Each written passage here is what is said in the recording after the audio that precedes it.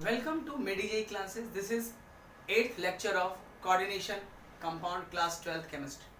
Okay. Now previous lecture में हमने octahedral complex का splitting देखा था. Crystal field splitting of octahedral complex. ठीक है. हमने उसका फिर configuration भी किया था. ओके कि जब D में एक इलेक्ट्रॉन हो, दो इलेक्ट्रॉन हो, तीन इलेक्ट्रॉन हो, देन आफ्टर उस पे बेस्ड कुछ मैग्नेटिक से रिलेटेड क्वेश्चन भी आते हैं कि कोई सब्सटेंस ज्यादा मैग्नेटिक है, किसका मैग्नेटिज्म कम है, उसके भी डिसाइड कर सकते हैं. नाउ ऑक्टाहेड्रल कॉम्प्लेक्स का जो स्प्लिटिंग एनर्जी है उसको कैलकुलेट कैसे करते हैं. कोई भी कॉम्प्लेक्स दिया हुआ है उसका ऑक्टाहेड्रल स्प्लिटिंग एनर्जी कैसे निकालते हैं. ओके यानी crystal field splitting energy. So crystal field splitting energy, that is CFSE for octahedral complex. Octahedral complex कोई भी हो सकता है जिसमें 6 लिगेंड्स होते हैं, वो ऑक्टाहेड्रल कॉम्प्लेक्स है. ठीक है. अगर वो स्प्लिट्स होते हैं तो अलग अलग ऑक्टाहेड्रल कॉम्प्लेक्स अलग अलग एनर्जी रिलीज करेगा. तो देखिए कैसे निकालते हैं. तो इसके लिए ये देखना पड़ेगा कि ऑक्टाहेड्रल टूटा कैसा था. आपको देखा था कि ऑक्टाहेड्रल दो पार्ट में टूटा था. हर एक उस दो ही पार्ट में टूटता है, जिसमें नीचे लोअर एनर्जी था T2G और हायर एनर्जी था आपका EG. T2G में 3 था dxy, dyz, dzx and this is dx square minus y square and dz square. दो पार्ट में टूटा था. Splitting this is called barycentre, hypothetical centre barycentre. हमने ये भी देखा था कि ये total this is called total octahedral splitting energy. ठीक है. ये वाला पार्ट जो है ये कितना था, that is 3/5 of delta not. और बेरी सेंटर के नीचे ये था आपका 2/5 delta not.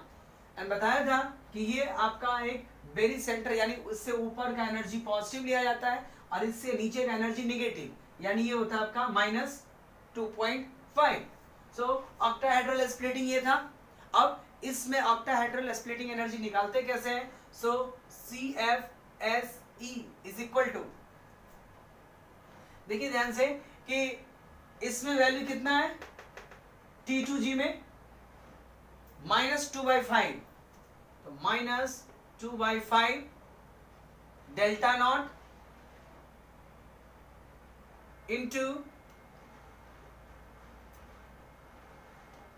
n T2G plus 3/5 delta not n EG plus P. This is called crystal field splitting. -2/3 को हम ऐसे लिख सकते हैं -0.4 delta not n T2G plus 0.6 delta not n EG plus P. इसको और भी सिंप्लीफाई कर सकते हैं, आपको जैसा लिखना है -0.4 into n T2G plus 0.6 n EG whole bracket delta naught plus P. This is CFSE. ऐसे ही हम अभी इस लेक्चर में जब हम टेट्राहेड्रल स्प्लिटिंग देखेंगे तो उसके लिए भी एनर्जी निकाल सकते हैं कि स्प्लिटिंग में कितना एनर्जी रिलीज होगा. अब देखिए टर्म्स जैसे आपको डेल्टा नॉट, आपको जिस फॉर्मेट में सॉल्व करना हो सब एक ही है, बस उसको सिंप्लीफाई कर दिया है. ठीक है. डेल्टा नॉट है आपका क्या, octahedral splitting energy. Okay. n T2G का मतलब हुआ T2G ऑर्बिटल में जितना इलेक्ट्रॉन है, यानी number of electrons in T2G orbitals. Okay, NEG means number of electrons in EG orbitals.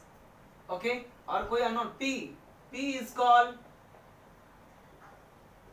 Pairing energy, यानी इलेक्ट्रॉन को पेयर करने के लिए आपको जितना एक्सटर्नल एनर्जी सप्लाई करना पड़ता है, that is called pairing energy.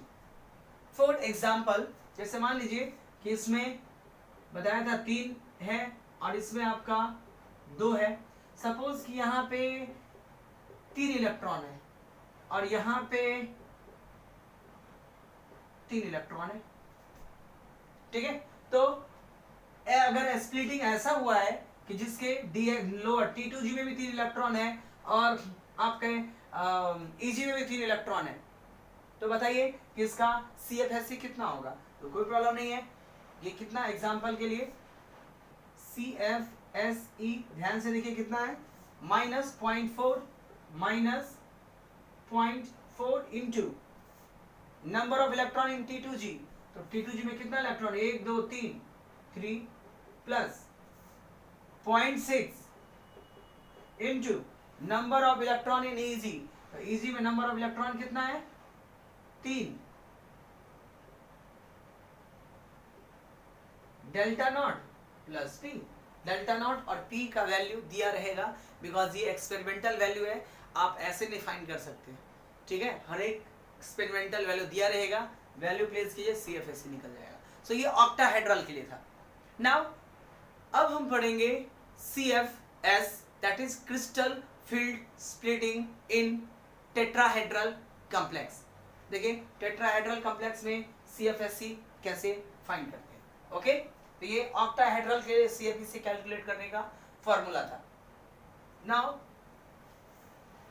Crystal field splitting, crystal field splitting in case of tetrahedral complex.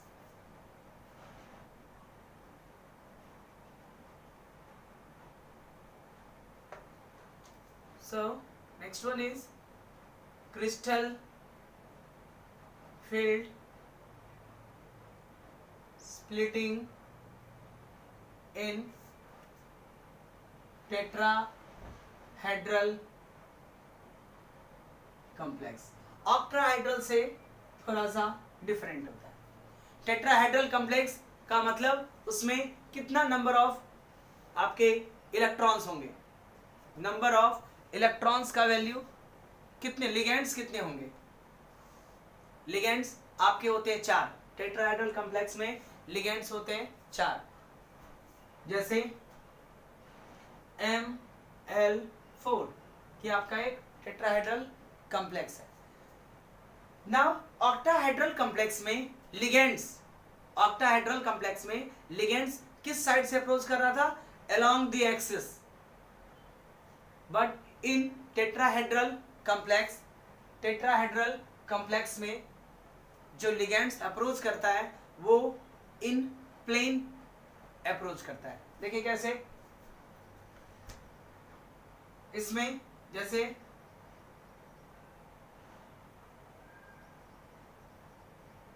मान लीजिए X Y, ये D X Y है, तो ligands are approaching like this. Ligands ऐसे अप्रोच करता है क्योंकि 4 है. Okay, so along the axis approach नहीं करता है, सीधे डायरेक्टली लोब्स पे अप्रोच करता है.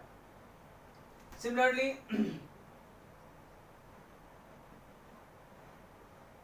Y Z, ligands are approaching not along the axis, it approaches along the plane. Okay, next one,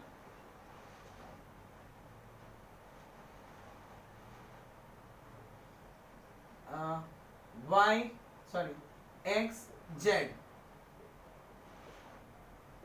ligands are approaching like this, ZX। तो ध्यान से देखिए कि इन tetrahedral complex ligands are approaching directly to the central metal। उसके path में क्या आ रहा है, आपके सेंट्रल मेटल के ऑर्बिटल्स आ रहा है, तो रिपल्सन क्या होगा, बहुत हाई। अगर ये अलोंग द एक्सिस अप्रोच करता तो ये जो सेंट्रल मेटल का जो ऑर्बिटल्स हैं वो रास्ते में नहीं आता, तो रिपल्सन कम होता जैसे प्रीवियस में हुआ था। But in tetrahedral complex ligands are approaching such that metal और लिगेंड्स के बीच में मेटल का ऑर्बिटल डायरेक्टली रास्ते में आता है। ओके, सो ये कौन सा ऑर्बिटल है, 3 है, triply degenerated, that is it is T2G। लेकिन अब इसका एनर्जी क्या होगा, हाई, लो नहीं होगा बिकॉज रिपल्सन हो रहा है। एंड नेक्स्ट जो बचा हुआ है देखिए X Y, इसमें लिगेंड्स कैसे अप्रोच कर रहा है, सब में कॉमन ही है। तो ध्यान से देखिए, जो लिगेंड्स अप्रोच कर रहा है उसके रास्ते में यानी सेंट्रल मेटल और लिगेंड्स के बीच में कोई भी मेटल का ऑर्बिटल नहीं आ रहा है, तो ये आपका होगा हाई रिपल्सन।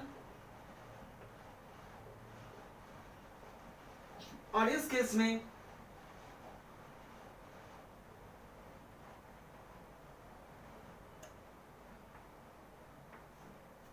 ये dz² और ये क्या था आपका dx² माइनस y²। इसमें लिगेंड्स और ऑर्बिटल के बीच में डायरेक्टली अप्रोच नहीं हो रहा है, यानी डायरेक्टली लिगेंड जो है वो सेंट्रल मेटल को अप्रोच कर रहा है, उसके रास्ते में मेटल का ऑर्बिटल नहीं आ रहा है। तो इन दोनों को क्या बोलते हैं, लोअर एनर्जी है Eg, ठीक है, यानी डबली डिजनरेटेड। अब इस केस में ऑक्टाहेड्रल और टेट्राहेड्रल में आप कंपेयर करो तो आपको ये मिलेगा कि टेट्राहेड्रल में इन तीनों का एनर्जी लोअर था और ऑक्टाहेड्रल में इन तीनों का एनर्जी काफी हाई है।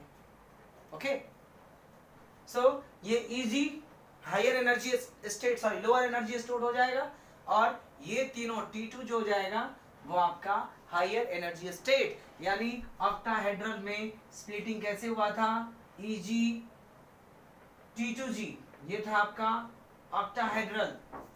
लेकिन अब टेट्राहेड्रल में ऐसा नहीं होगा, टेट्राहेड्रल में एनर्जी हाई किसका है, देखते हैं इसमें तीनों में रिपल्सन, डायरेक्ट रिपल्सन हो रहा है, तो ये हो जाएगा आपका T2G और लोअर वाला एनर्जी हो जाएगा आपका Eg। सो इन ऑक्टाहेड्रल जो हम अभी स्प्लिट करेंगे वो इसको फॉलो करेंगे, हम इसको फॉलो नहीं करेंगे। तो ध्यान रखिएगा, अगर चीजें उल्टा हो गया तो सीधे टेट्राहेड्रल से आप ऑक्टाहेड्रल में पहुंच जाओगे। उस चीज को, यानी आपको कंफ्यूजन ना हो कि T2 को ऊपर रखें कि Eg को ऊपर रखें, उसके लिए ये डायग्राम बनाया गया है ताकि आपको समझ आए कि भाई रिपल्सन इसमें डायरेक्ट हो रहा है तो रिपल्सन ज्यादा होगा तो एनर्जी ज्यादा रिक्वायरमेंट होगा, यानी एनर्जी लेवल बढ़ जाएगा। ओके, चलिए अब हम चलते हैं कि टेट्राहेड्रल स्प्लिटिंग होता कैसे है। ओके, ये तो डायग्राम था कि why T2 is taken upward up और Eg क्यों लिया गया लोअर। बहुत सारे क्वेश्चंस होते हैं, ये आपको बुक में इस टाइप से दिया नहीं हुआ है, बट डायग्राम से आपको ये क्लियर हो गया होगा कि बेसिकली हम T2G और Eg ऊपर लेते क्यों हैं।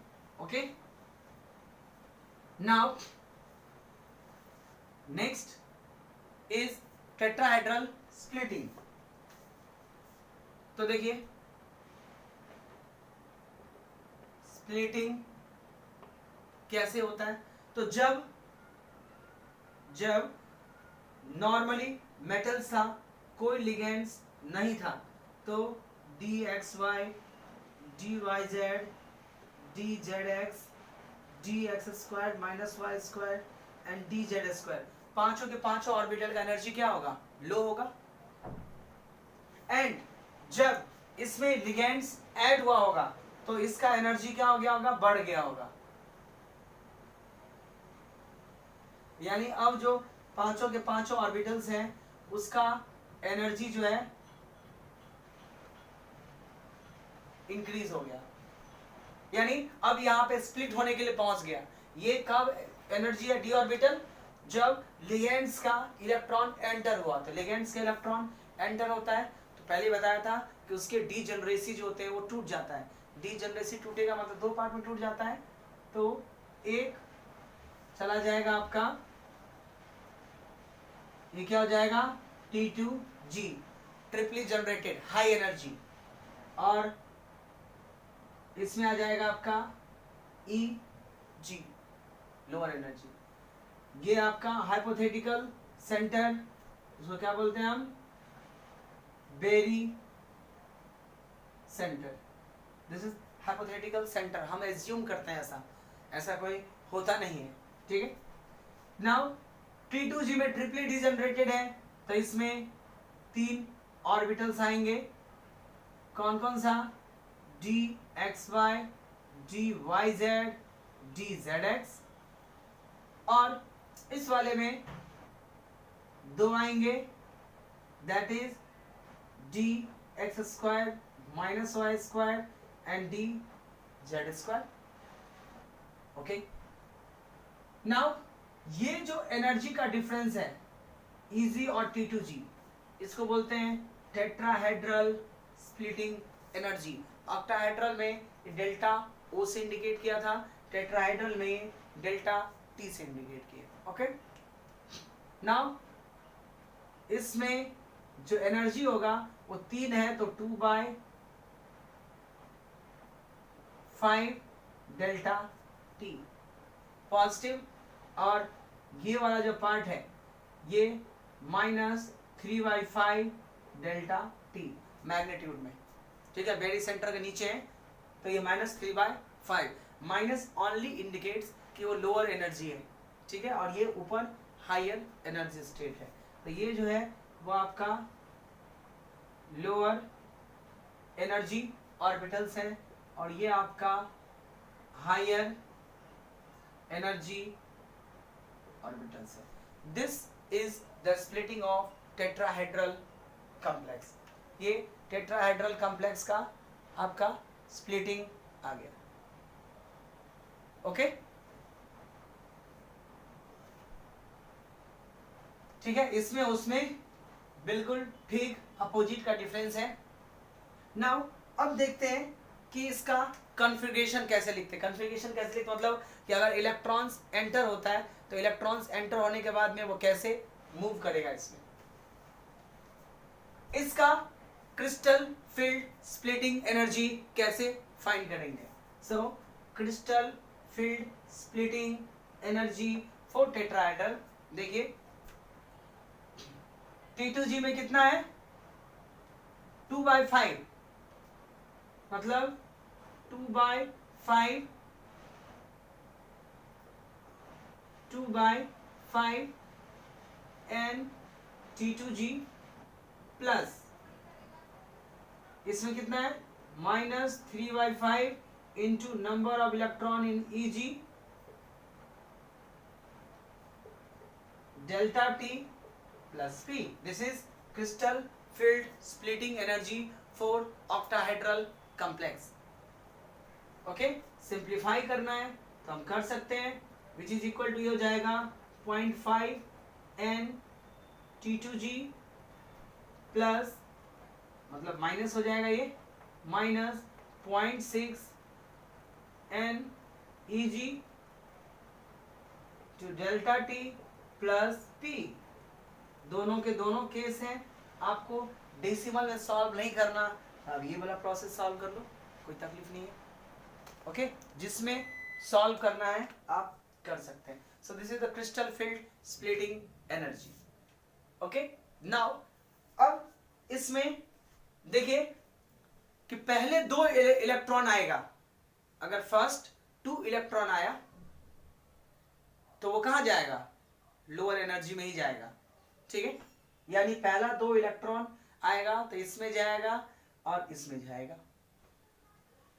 प्रॉब्लम आएगा थर्ड इलेक्ट्रॉन में, यानी जो तीसरा इलेक्ट्रॉन है वो इसमें पेयरिंग स्टार्ट करेगा या ऊपर जो खाली है उसमें जाएगा, वो तीसरे इलेक्ट्रॉन के कंडीशन पे डिपेंड करता है। एक और चीज बता दूं कि जो टेट्राहेड्रल कॉम्प्लेक्स है वो जनरली उसमें वीक लिगेंड्स होते हैं, ऐसा नहीं कि स्ट्रांग नहीं होते, वीक लिगेंड्स का फॉर्मेशन होता है। तो मैं इसके केस में भी आपको बता दूं कि अगर पेयरिंग होगा तो, और अगर पेयरिंग नहीं हुआ तो क्या होगा केस। लेकिन जनरली इसमें पेयरिंग जो होता है वो हो जाता है, वीक पेयरिंग नहीं होता है क्योंकि वीक लिगेंड्स होते हैं। चलिए देखते हैं, पेयरिंग एनर्जी टेट्राहेड्रल में बहुत हाई होता है। ओके, तो मैं ऊपर कंडीशन लिख देता हूं कि first two electrons will enter into easy orbital 1 by 1, यानी पहला 2 इलेक्ट्रॉन आता है, जैसे D2 रहा, यानी D में 2 इलेक्ट्रॉन है, ये स्प्लिटिंग किसका है, D का ही है। D में 2 इलेक्ट्रॉन है और D में कितने ऑर्बिटल्स होते हैं, 5, 1 2 3 4 5। तो पहला 2 इलेक्ट्रॉन आएगा तो वो इजिली इसमें फिलअप हो जाएगा। प्रॉब्लम आएगा थर्ड इलेक्ट्रॉन के रिगार्डिंग। सो फिर लेते हैं कि if delta T is greater than P, यानी टेट्राहेड्रल स्प्लिटिंग एनर्जी जो है वो पेयरिंग एनर्जी से अगर ज्यादा हो, इसका मतलब क्या हुआ, पेयरिंग करने के लिए एनर्जी कम चाहिए, यही मतलब हुआ ना। ये लो है और ये हाई है, यानी स्प्लिटिंग का एनर्जी हाई है और पेयरिंग का एनर्जी लो है। अगर ऐसा होता है यानी पेयरिंग का एनर्जी लो है तो थर्ड इलेक्ट्रॉन वो इतना हाई एनर्जी जंप करके इसके पास क्यों जाएगा, पेयरिंग एनर्जी कम है तो तीसरा इलेक्ट्रॉन इसके साथ पेयर, घर तो यहां भी खा रही है और एनर्जी भी कम है तो इजिली इसके साथ में क्या हो सकता है, मिक्स हो सकता है। सो इफ डेल्टा पी यानी स्प्लिटिंग एनर्जी ज्यादा है और पेयरिंग एनर्जी कम है, थर्ड इलेक्ट्रॉन विल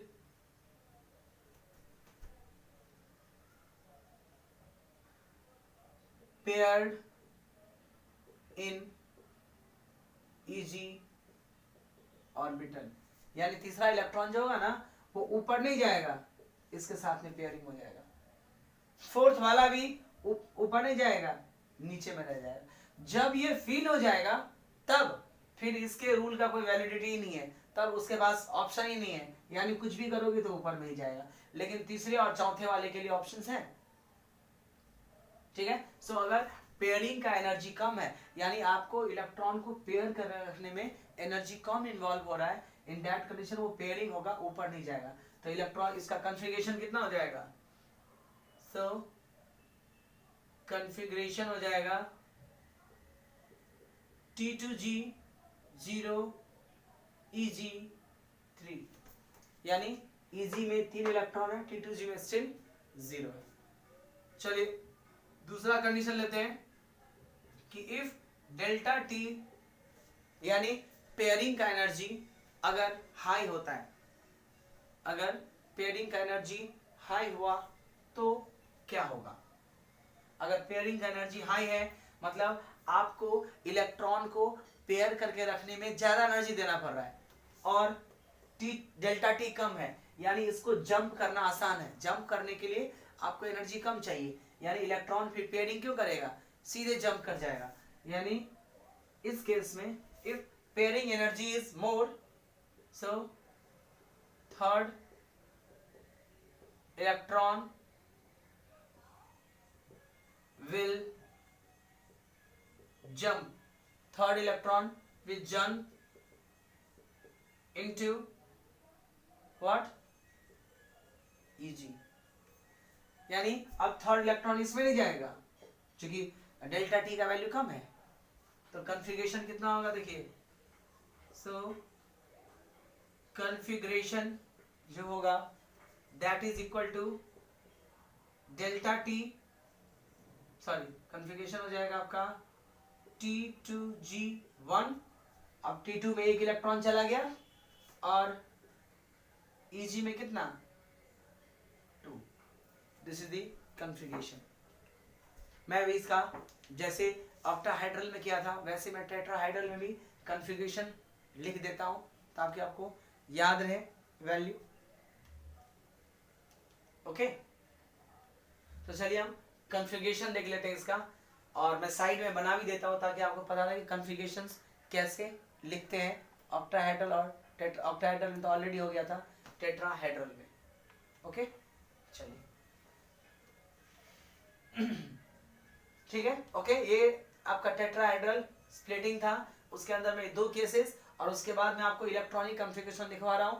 अगर आपको लिखने का इच्छा हो तो लिख लीजिएगा, अदरवाइज मतलब बोर्ड के एग्जाम में अगर बोलता है तो लिख देने का, नहीं बोलते तो नहीं लिखता। बाकी सेंटर और पहले वाला क्रिस्टल फील्ड स्प्लिटिंग थ्योरी बहुत ही इंपॉर्टेंट थ्योरी में से एक है, इसीलिए इसके पूछने के चांसेस ज्यादा है। ठीक है, तो मैं लिख देता हूं कन्फिगरेशन।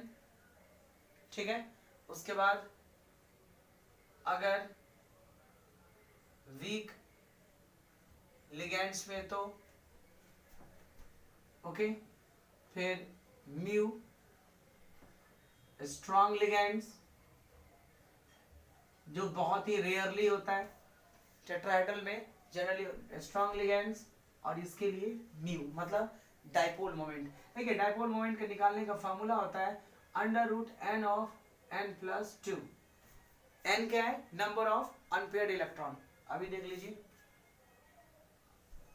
और उससे पहले मैं आपको एक साइड में डायग्राम बना दूं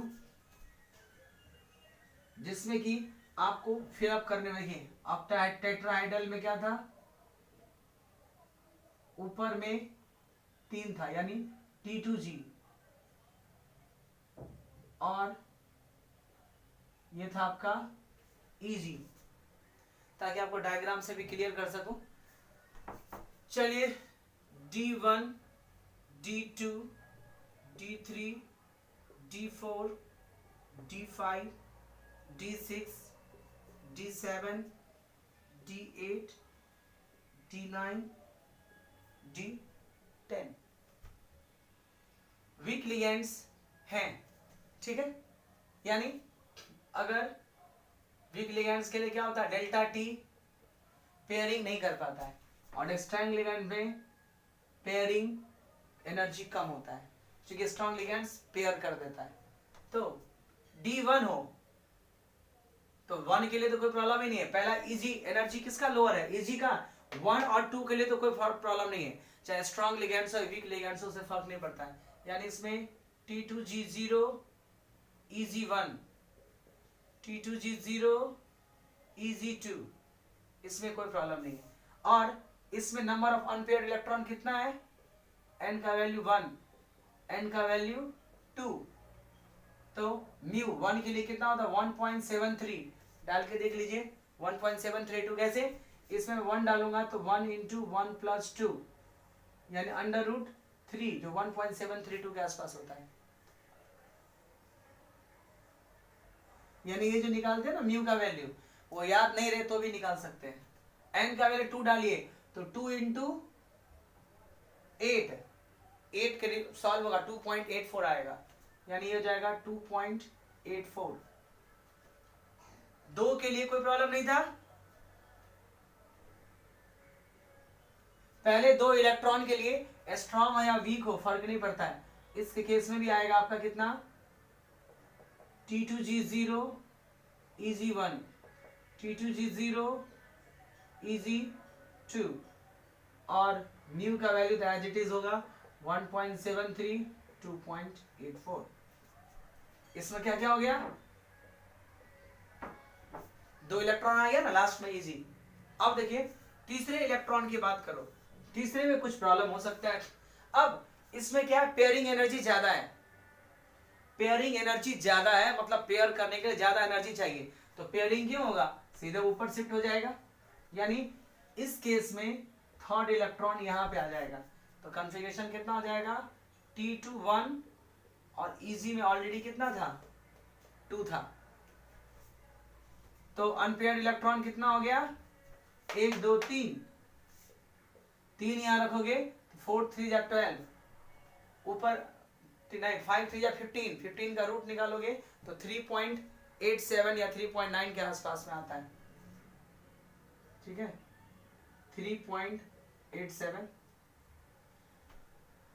इसकी बात कीजिए, स्ट्रॉन्ग लिगेंड्स है तो पेयरिंग एनर्जी क्या है आपका, कम, तो इसके लिए ऐसे हो जाएगा, यानी देखिए इजी में कितना है 3 और T2G अभी भी खाली है, T2G 0 और इजी 3, अनपेयर्ड इलेक्ट्रॉन कितना है, सिर्फ एक, और एक के लिए कितना आता है 1.73, आप लिखना चाहते हो तो ब्रैकेट में लिख सकते हैं, ओके।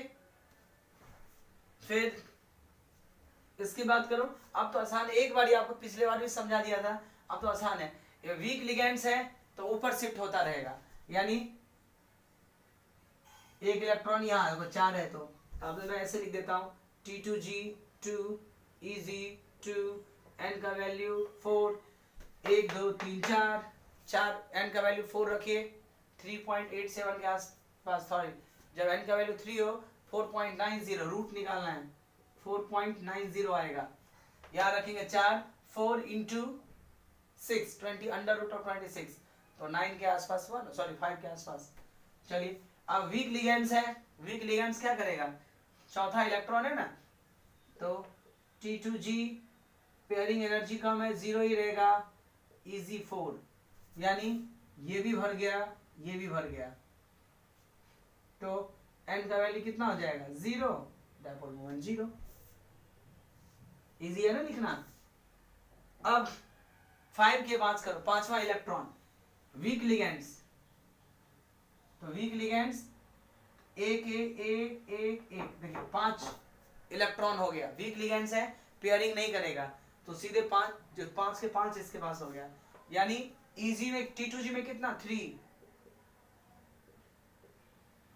इजी में as it is two N equal to 5, और यहाँ 5 रखेंगे तो अंडर रूट 30 से 35 37 के 35 आएगा, 5.92, सॉल्व करना हो तो यहाँ डाल दीजिएगा 5 इंटू 7 अंडर रूट ऑफ 35, ठीक है। पिछले में भी वही था, अगर हो सकता है कि मैंने वैल्यू गलत लिख दिया हो तो चेक कर लीजिएगा। इसमें कितना होगा, ये तो पेयरिंग कर देगा, तो पांचवा इलेक्ट्रॉन बस ये रह जाएगा, यानी T2G1 EG4, N का वैल्यू सिर्फ 1, यानी 1.73। फिर वीक लिगेंड और छठा इलेक्ट्रॉन है, अब छठा इलेक्ट्रॉन है तो उसको पेयरिंग करना ही पड़ेगा, तो पेयरिंग स्टार्ट करना पड़ेगा लोअर से, 1 2 3 4, यानी T2G में 3, T2G में 3 और EG में भी 3, N इक्वल टू कितना आ गया, देखिए अनपेयर्ड इलेक्ट्रॉन 1 2 3 4, और 4 के लिए कितना होता है 4.90, और ये स्ट्रॉन्ग है तो ये तो पहले ही पेयर करेगा, और इसको भी पेयर करेगा, इसको क्या पेयर करेगा, ये होगा 2 2 4 2 6, D6 ले रहे ना 6 इलेक्ट्रॉन का, तो इधर तो फिल हो गया, यानी ये हो जाएगा T2G2 EG4, N का वैल्यू 2, तो N2 के लिए 2.84। अब तो मैं एक साथ देखिए बस हो गया, अब मैं आप लिख लोगे, मैं खाली बता देता हूँ कैसे अब बढ़ाना है, अब कुछ नहीं करना है। अब वीक लिगेंड्स में पहले ये बढ़ेगा, देखिए अब कितना है 7 इलेक्ट्रॉन है, तो मैं 7 इलेक्ट्रॉन करूंगा, तो देखिए वीक में तो पहले पेयरिंग नहीं हुआ, 3 4 5 6 7, तो T2G में as it is 3 electron, EG में 4 इलेक्ट्रॉन, अनपेयर्ड इलेक्ट्रॉन कितना है 3, और 3 के लिए 3.87। स्ट्रॉन्ग लिगेंड्स है, पेयरिंग करेगा, तो T2G3 Eg4, अनपेयर इलेक्ट्रॉन सिर्फ एक है, और एक के लिए कितना होता है 1.73। D8 T2G, ये तो पूरा फुल है, 4 Eg4 एंड इक्वल टू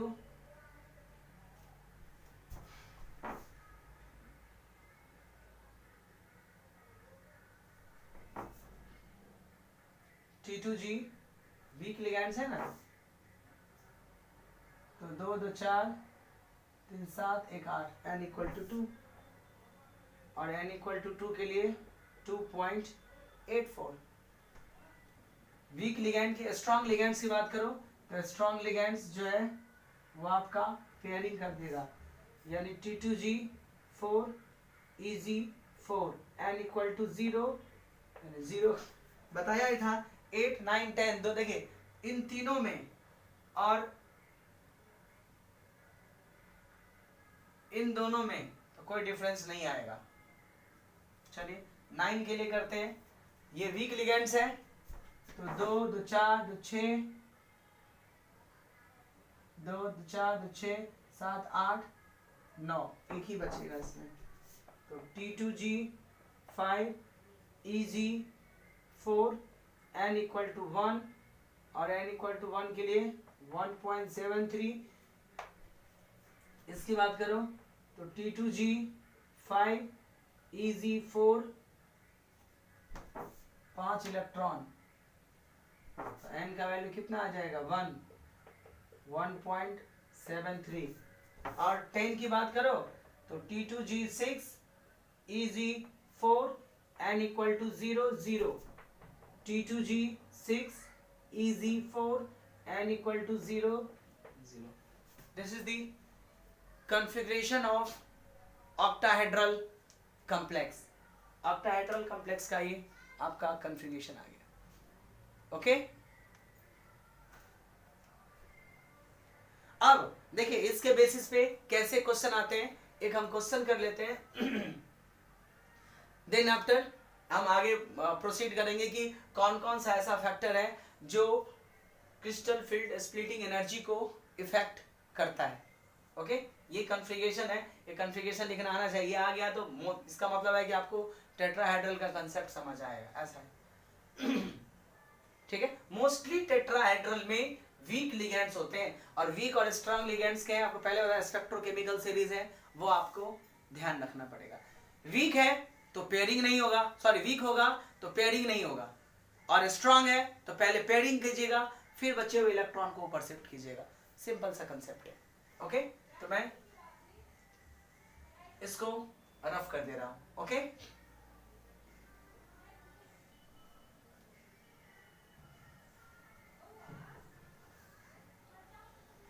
चलिए अब हम चलते हैं कि एक क्वेश्चन देखते हैं, एक ऐसे ही एमसीक्यू टाइप के क्वेश्चन पूछा हुआ था कि क्वेश्चन है arrange the following in increasing order of magnetic moment, in increasing order of magnetic moment, increasing order of magnetic moment में अरेंज कीजिए। क्वेश्चन में पहला दे रखा था आपका आयरन का कंपाउंड था, दैट इज FeCN का whole 6 to the power -3, okay. फिर दूसरा दे रखा था मैंगनीज क्लोराइड, मतलब इसमें तो नाम ही अलग होता है, 2- and another one is cobalt का COCl4 to the power -2। In increasing order of magnetic moment में इंक्रीज करना है। तो increasing order of magnetic moment, तो आपको पहले क्रिस्टल फील्ड थ्योरी का नॉलेज होना चाहिए, क्योंकि तभी पता लगेगा स्ट्रांग है वीक है। तो देखिए ध्यान से, ये स्ट्रांग लिगेंड्स है, यानी ये पहले पेयरिंग करना चाहेगा, ये वीक लिगेंड्स हैं, and this is also a weak ligands. Okay, तो ये तो एक चीज आ जाता है कि वीक लिगेंड्स पेयरिंग नहीं करता। पेयरिंग नहीं करता मतलब सबसे ज्यादा अनपेयर्ड इलेक्ट्रॉन इन लोगों के पास होना चाहिए। तो अगर नॉर्मल सा गेस करना हो कि इन तीनों में सबसे ज्यादा किस में होगा, तो हम ये बोल सकते हैं कि इससे रेस्पेक्ट में इन दोनों का ज्यादा ही होगा, क्योंकि वीक लिगेंड्स पेयरिंग नहीं करता है। पेयरिंग नहीं करता मतलब अनपेयर्ड इलेक्ट्रॉन ज्यादा होगा, तो इन दोनों का ज्यादा होगा। लेकिन अपने को तो असेंडिंग ऑर्डर में या डिसेंडिंग ऑर्डर में अरेंज करना है, तो अपने को ये पता होना चाहिए कि चलो इन दोनों का ज्यादा है, ठीक है, लेकिन इन दोनों में किसका ज्यादा है, तो उसके लिए अनपेयर्ड इलेक्ट्रॉन देखना पड़ेगा। तो देखिए आयरन का एटॉमिक नंबर कितना होता है, एटॉमिक नंबर 26। ऑक्सीडेशन नंबर कितना आएगा, ध्यान से देखिए 3। इसका मतलब है डी के लास्ट में कितना इलेक्ट्रॉन आएगा, डी के लास्ट में जो इलेक्ट्रॉन आएगा वो आएगा आपका 5। कर दीजिएगा, नॉर्मल है, इसमें बहुत ज्यादा कॉम्प्लिकेटेड नहीं है। क्योंकि ऑक्सीडेशन नंबर 3 है, इसका मतलब ये बन गया Fe+3। 3 इलेक्ट्रॉन निकाल दीजिए 26 में से, ठीक है, तो कितना बचेगा आपका 23, और इलेक्ट्रॉन 4s2, और उसमें 3 इलेक्ट्रॉन आ जाएंगे। यानी जिसका ऑक्सीडेशन नंबर +3 होगा उसमें लास्ट में 5 इलेक्ट्रॉन है। आप करके चेक कर लीजिएगा। और पहले बोल रहा हूं, डायरेक्टली ये समझने से पहले आपको पीछे का थ्योरी आना चाहिए। वैलेंस बॉन्ड थ्योरी में आप ध्यान से देखिएगा, वहां आपको आइडिया लग जाएगा, ठीक है। डी में 5 इलेक्ट्रॉन है, इसका मतलब ये हुआ, और ये है क्या, स्ट्रॉन्ग लिगेंड्स है, यानी 5 इलेक्ट्रॉन को ऐसे नहीं रहने देगा, स्ट्रॉन्ग लिगेंड्स पेयरिंग कर देगा। तो इसमें नंबर ऑफ अनपेयर्ड इलेक्ट्रॉन कितना है, 1, ठीक है। Manganese atomic number 25, oxidation number 2, +2 है, सेंट्रल मेटल में सबका वही होता है। यानी 25 में से इसका कॉन्फ़िगरेशन क्या होता है, आर्गन 4s2 3d5। इसका आउटर मोस्ट कॉन्फ़िगरेशन मैं बता रहा हूं, ऐसे लिखने की जरूरत नहीं है, क्योंकि मैं कई बार ऊपर रिपीट कर चुका हूं। 2 इलेक्ट्रॉन निकालना था, इसमें निकलेगा, तो डी में कितना इलेक्ट्रॉन बचेगा, 5।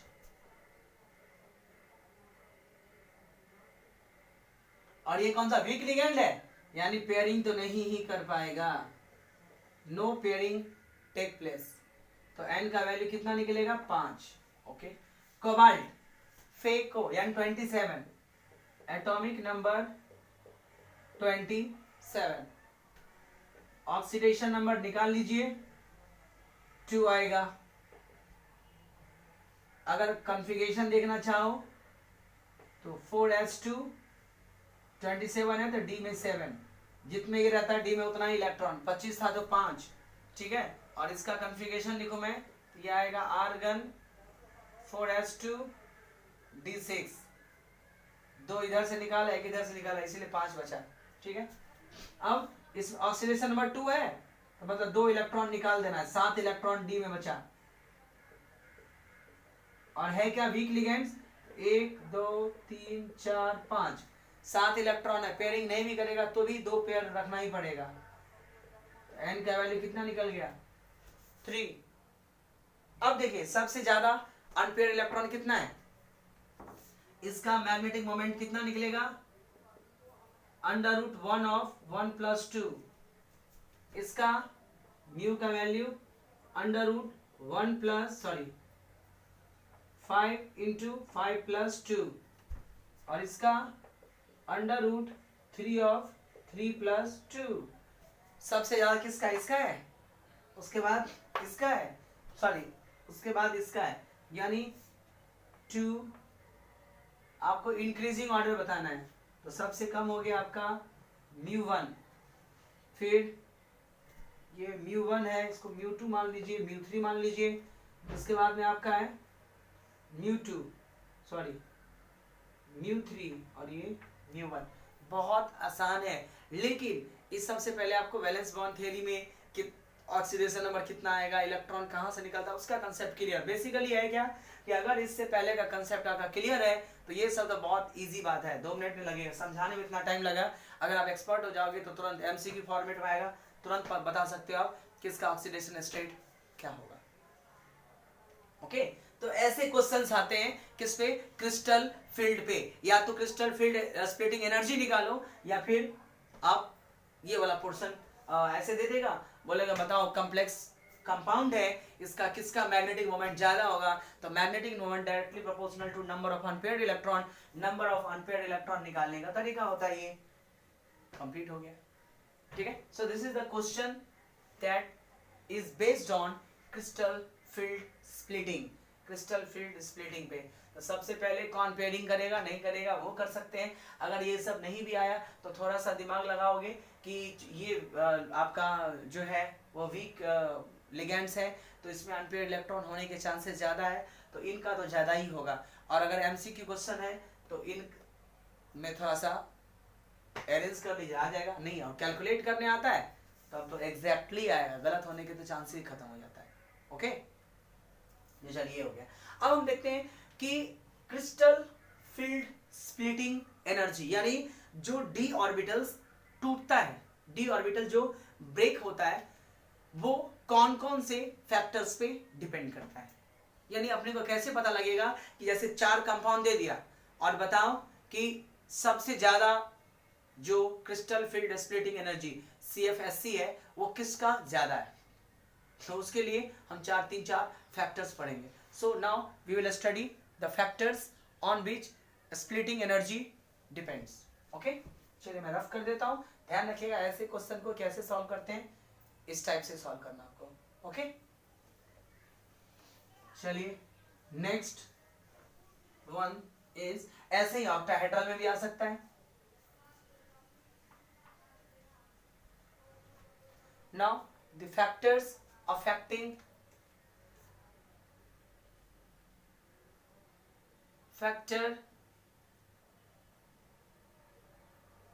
affecting the CFSE crystal field splitting energy, चाहे वो टेट्राहेड्रल हो या ऑक्टाहेड्रल हो, ठीक है। उसमें पहला आता है नेचर ऑफ मेटल। हर एक कॉम्प्लेक्स में एक सेंट्रल मेटल तो होता ही है, ठीक है। नाउ वो सेंट्रल मेटल जो है वो कौन से पीरियड में लाई करता है उस पर भी डिपेंड करता है। जैसे एनर्जी लेवल जो, जैसे मान लीजिए आप 5D ग्रुप में लाई करता है, पता ना 5D एटम का मतलब क्या होता है, जिसका लास्ट इलेक्ट्रॉन 5D में जाए वो 5D ग्रुप एटम होते हैं। ओके, 4D जिस मेटल का लास्ट इलेक्ट्रॉन 4D में जाता है उसको हम 4D ब्लॉक एलिमेंट बोलते हैं। और 3D तो आप देखते हैं आयरन हो, कोबाल्ट, निकेल, ये सब किसका है, थर्ड का ही है। प्लैटिनम 46 जिसका आता है वो 4D ग्रुप में लाई करता है। ओके,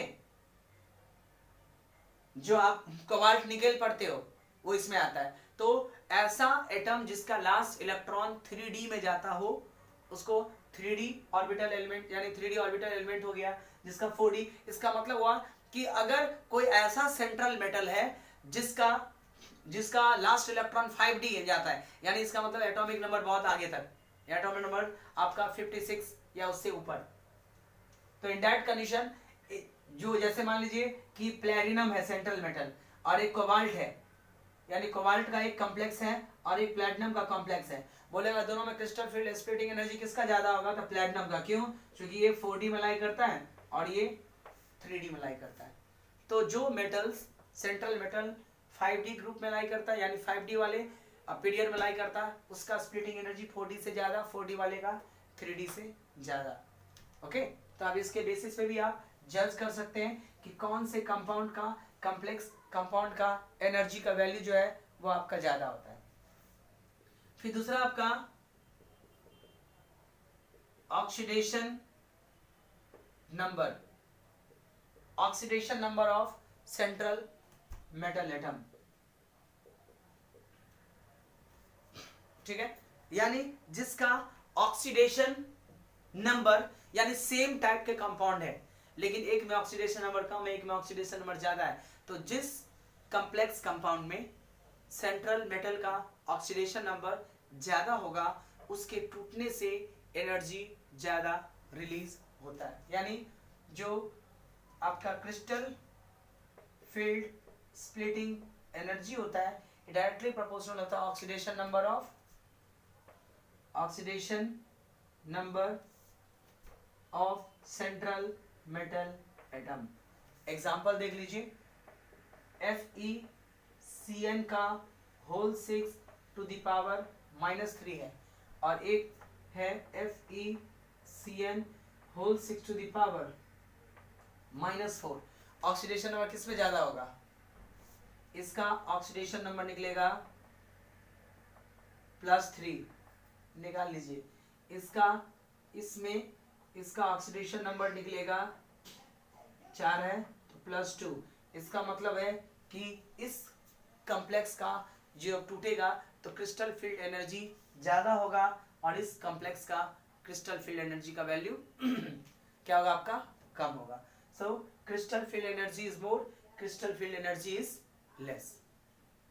ओके, एनर्जी का वैल्यू लेस होता है। तो ऑक्सीडेशन नंबर पे भी डिपेंड करता है कि कॉम्प्लेक्स टूटेगा तो उसका ऑक्सीडेशन जो एनर्जी रिलीज हुआ है वो आपका ज्यादा होगा या कम होगा। फिर ऑब्वियस सी बात है नेचर ऑफ लिगेंड्स पे मैं पहले ही बता चुका हूं कि स्ट्रॉन्ग लिगेंड्स का स्प्लिटिंग एनर्जी ज्यादा होता है। यानी स्ट्रॉन्ग लिगेंड्स हो तो जब टूटता है तो बहुत लार्ज अमाउंट में एनर्जी निकलता है, इसीलिए स्ट्रॉन्ग लिगेंड्स वाले कॉम्प्लेक्स हमेशा ही स्टेबल होते हैं क्योंकि उसके स्प्लिटिंग से बहुत ज्यादा एनर्जी रिलीज होता है। ओके, तो थर्ड देखते हैं हम, third nature of ligands, that is based on nature of what? Ligands. Nature of ligands पे कैसे डिपेंड करता है? स्ट्रॉन्ग लिगेंड्स और वीक लिगेंड्स में, यानी स्ट्रॉन्ग लिगेंड्स वाले का जो CFSE होता है वो आपका वीक लिगेंड से कहीं ज्यादा होता है। ठीक है, एग्जांपल देख लेते हैं, जैसे FeCO whole 5 to the power -1 होता है। कार्बोनिल स्ट्रॉन्ग लिगेंड्स में आता है तो इसका टूटने का एनर्जी ज्यादा होगा, FeCN का whole 6 to the power -2, since CO is stronger ligands than cyanide। अब स्पेक्ट्रोकेमिकल सीरीज में देखिएगा कार्बोनिल का स्ट्रॉन्ग सबसे ज्यादा होता है, तो स्ट्रॉन्ग लिगेंड्स वाले कंपाउंड का स्प्लिटिंग एनर्जी जो होता है वो जनरली ज्यादा होता है वीक वाले से। ओके, और यहीं पे अगर दूसरा कंपाउंड आ जाए, जैसे ये आ गया और अगर FeCN का होल 6 टू द पावर -4 है तो देखिए इन तीनों में कंपेयर करना तो दो थियरी लगेगा। इसमें जो थियरी लगेगा, ठीक है, वो लगेगा आपका किसके? CO is greater than CN, और इन दोनों में जो थियरी लगेगा वो लगेगा आपका ऑक्सीडेशन नंबर का, बिकॉज इसमें इसका ऑक्सीडेशन नंबर कितना है? +2, इसमें ऑक्सीडेशन नंबर +3। तो इन दोनों को कंपेयर करना हो तो ऑक्सीडेशन नंबर से, और इनको कंपेयर करना हो जिसमें लिगेंड्स ही अलग है तो जो स्ट्रॉन्गर लिगेंड्स होगा उसका स्प्लिटिंग एनर्जी ज्यादा होगा। तो इन दोनों का कंपेयर किया किसके बेसिस पे?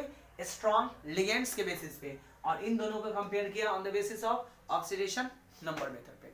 तो ये था आपका नेचर ऑफ लिगेंड्स पे।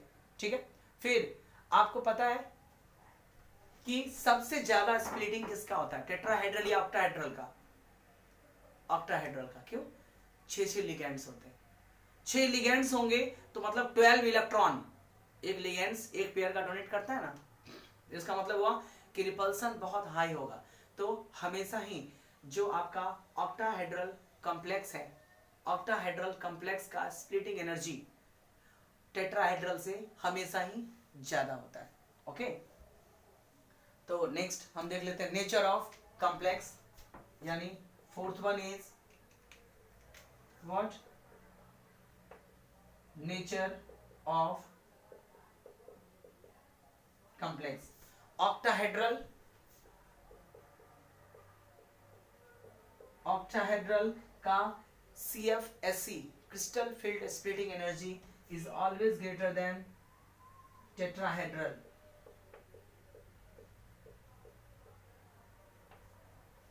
ठीक है, बहुत सारे आपको पता होना चाहिए कि टेट्राहेड्रल का जो स्प्लिटिंग एनर्जी होता है वो 4/9 ऑफ ऑक्टाहेड्रल होता है। यानी टेट्राहेड्रल का crystal field splitting energy 4/9 of, इसका मतलब हुआ आप डेसिमल में लाओगे तो डेल्टा टी का वैल्यू कितना हो जाएगा 0.45 अप्रोक्सीमेट में। यानी अगर परसेंटेज में निकालो तो delta T equal to 45% of delta naught. यानी टेट्राहेड्रल का जो एनर्जी है वो ऑक्टाहेड्रल का सिर्फ 45% ही होता है। इसका मतलब हुआ कि किसी अगर ऑक्टाहेड्रल कॉम्प्लेक्स है, अगर वो टूटता है और 100 जूल का एनर्जी रिलीज होता है, तो टेट्राहेड्रल जो टूटेगा तो उसमें सिर्फ 45 जूल का एनर्जी रिलीज होगा। तो ऑक्टाहेड्रल का क्रिस्टल फील्ड स्प्लिटिंग ज्यादा होता है एनर्जी, बिकॉज रिपल्सन बहुत हाई होता है, 6 लिगेंड्स होते हैं, तो रिपल्सन जो होता है वो आपका बहुत हाई होता है, जबकि ऑक्टाहेड्रल में रिपल्सन का वैल्यू क्या होता है आपका कम होता है, क्योंकि उसमें 4 ही लिगेंड्स होते हैं। और जनरली जो आपका टेट्राहेड्रल कॉम्प्लेक्स होता है उसमें वीक लिगेंड्स होते हैं, और वीक लिगेंड्स का एक तो रिपल्सन भी कम होता है, ऊपर से पेयरिंग, रिपल्सन क्यों होता है कम, क्योंकि वो इलेक्ट्रॉन को पेयर नहीं करता है। इलेक्ट्रॉन को पेयर करेगा मतलब रिपल्सन बढ़ेगा, तो ये वीक लिगेंड्स वाले नहीं कर पाते हैं। दैट्स वाई ऑक्टाहेड्रल का जो स्प्लिटिंग एनर्जी होता है वो आपके टेट्राहेड्रल से कहीं ज्यादा होता है। ओके, अब नेक्स्ट जो पोर्शन है, ओके, वो कौन कौन सा टॉपिक बाकी रह गया है। एक कलर, जो अपना कॉम्प्लेक्स कंपाउंड होता है वो कलर शो करता है। Why, because of D transition. हम आगे पढ़ेंगे, आप जब डीएनए ब्लॉक पढ़ेंगे तो उसमें एक क्वेश्चन भी आता है कि वाई डी ब्लॉक जनरली सो कलर्ड, क्योंकि उसके पास वैकेंट इलेक्ट्रॉन ऑर्बिटल्स होते हैं, तो ये एक इलेक्ट्रॉन इजिली दूसरे इलेक्ट्रॉन में जंप कर जाते हैं, और जब इलेक्ट्रॉन जंप करते हैं तो कुछ अमाउंट में लाइट एब्जॉर्ब होता है, फिर उसके कॉम्प्लीमेंट्री कलर जो होता है वो आपका रिलीज होता है। हम डिटेल में एक्सप्लेन करेंगे कि why coordination compound so coloured. Mostly coordination compound जो होता है वो आपका कलर्ड होता है। ठीक है, तो colour of the coordination compound. फिर कोऑर्डिनेशन कंपाउंड का डेली लाइफ में बहुत सारे एप्लीकेशंस हैं। ठीक है, जो हार्ड वाटर होता है उसको सॉफ्ट करने के लिए मेडिकल फील्ड में बहुत यूज होता है, कैंसर के ट्रीटमेंट के लिए यूज होता है, लेड पॉइजनिंग के लिए होता है, मतलब डिटेल में हम इसको स्टडी करेंगे। सो application of coordination compound, colouring, ठीक है, limitations of crystal field theory.